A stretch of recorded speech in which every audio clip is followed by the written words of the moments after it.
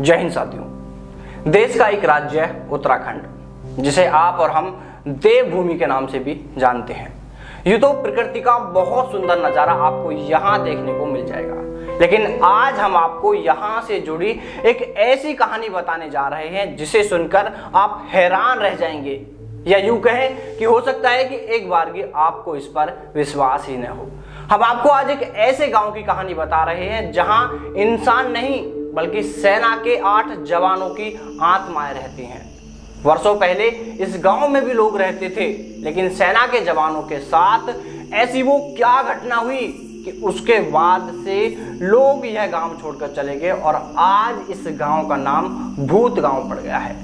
अब इस गांव में एक भी इंसान नहीं रहता है, सिर्फ और सिर्फ यहाँ पर उन 8 जवानों की आत्माओं के रहने का दावा किया जा रहा है।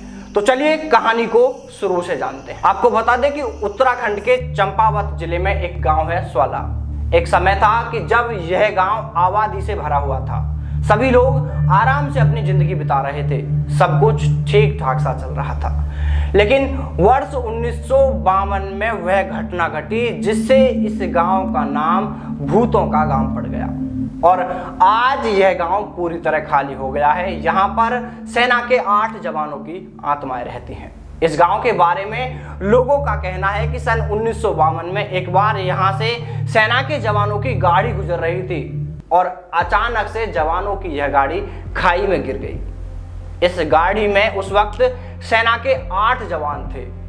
बताया जाता है कि इन जवानों ने गांव के लोगों से मदद की अपील की थी, लेकिन गांव वालों ने उनकी इस अपील को नजरअंदाज कर दिया। कहा तो यह भी जाता है कि गांव वाले उन्हें बचाने की जगह उनके सामान को लूटने में लगे रहे।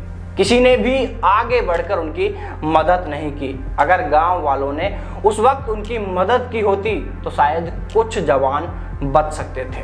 बस फिर क्या, यहीं से गांव के वीरान होने की कहानी शुरू हो गई। आसपास रहने वाले लोगों का मानना है कि उस हादसे के बाद से ही यहाँ पर 8 जवानों की आत्माएं गांव में निवास करती हैं।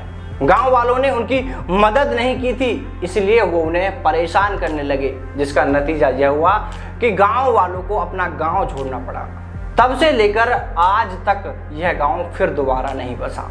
डर के मारे लोग स्वाला गांव को छोड़कर चले गए और अब आसपास के लोग इस गांव को भूतहा गांव के नाम से जानने लगे हैं। जिस जगह सेना के जवानों की गाड़ी गिरी थी, वहां पर जवानों की आत्माओं की शांति के लिए नवदुर्गा देवी का मंदिर भी बनवाया गया। यहां से गुजरने वाली आज हर गाड़ी व हर व्यक्ति को यहां रुक कर जाना होता है। जो साथी इस गांव के आसपास के क्षेत्र में रहते हैं या आप इस गांव की घटना को लेकर कुछ भी जानकारी रखते हैं तो आप कमेंट करके जरूर बताएं। इसके अलावा आप सभी इस पूरी कहानी को लेकर क्या सोचते हैं, आपकी राय कमेंट करके जरूर बताएं। साथियों, हमारा मकसद अंधविश्वास को बढ़ावा देना बिल्कुल नहीं है, लेकिन कुछ ऐसी कहानियां हैं जो आपको बताना भी जरूरी होती है। इस कहानी में जो भी कुछ बताया गया है हम उसको प्रमाणित नहीं करते हैं। यह सभी जानकारी गूगल व कुछ मीडिया रिपोर्ट्स के अनुसार है। जय हिंद, जय भारत, वंदे मातरम।